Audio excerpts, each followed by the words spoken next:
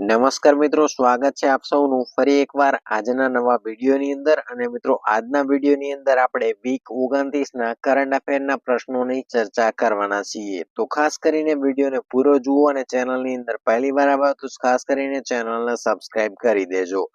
તો પહેલું છે, તાજેતરની અંદર ભારત અને યુએઈની સેન્ટ્રલ બેન્કોએ ભારતના યુપીઆઈ અને યુએઈ ના ઇન્સ્ટન્ટ પેમેન્ટ પ્લેટફોર્મ આઈપીપી અને રૂપે સ્વિચને યુએઈ સ્વિચ સાથે લિંક કરવા પર સહયોગ કરવા માટે એક સમજૂતી પત્ર પર હસ્તાક્ષર કર્યો છે. તેના સંદર્ભે નીચેના વિધાન પર વિચાર કરી સાચો વિકલ્પ પસંદ કરો.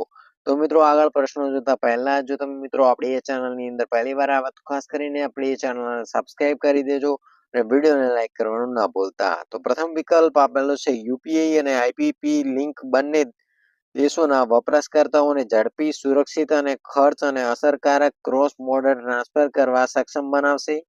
બીજું છે કે કાર્ડ સ્વિચ ઉમેરવાથી ઘરેલું કાર્ડની પરસ્પર સ્વીકૃતિ સરળ બનશે અને કાર્ડ વ્યવહારોની પ્રક્રિયા સરળ બનશે. આગળ છે યોગ્ય વિકલ્પ પસંદ કરો. તો મિત્રો, એનો સાચો જવાબ આવશે બી. બંને પહેલું અને બીજું બંને સાચા છે. આગળ છે બીજું, નીચેનામાંથી કયું નિકાસ તૈયારી સૂચકાંક ઈપીઆઈ બહાર પાડે છે? તો બી, નીતિ આયોગ.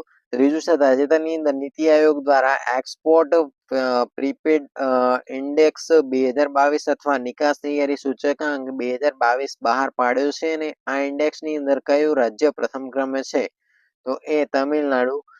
ચોથું છે, તાજેતરની અંદર રાષ્ટ્રીય બહુપરિમાણીય ગરીબી સૂચકાંક પ્રગતિ સમીક્ષા 2023 બહાર પાડવામાં આવ્યો છે અને તેના વિશે નીચેના વિધાનો પર વિચાર કરી સાચો વિકલ્પ પસંદ કરો. તો સી, માત્ર 1 અને 3.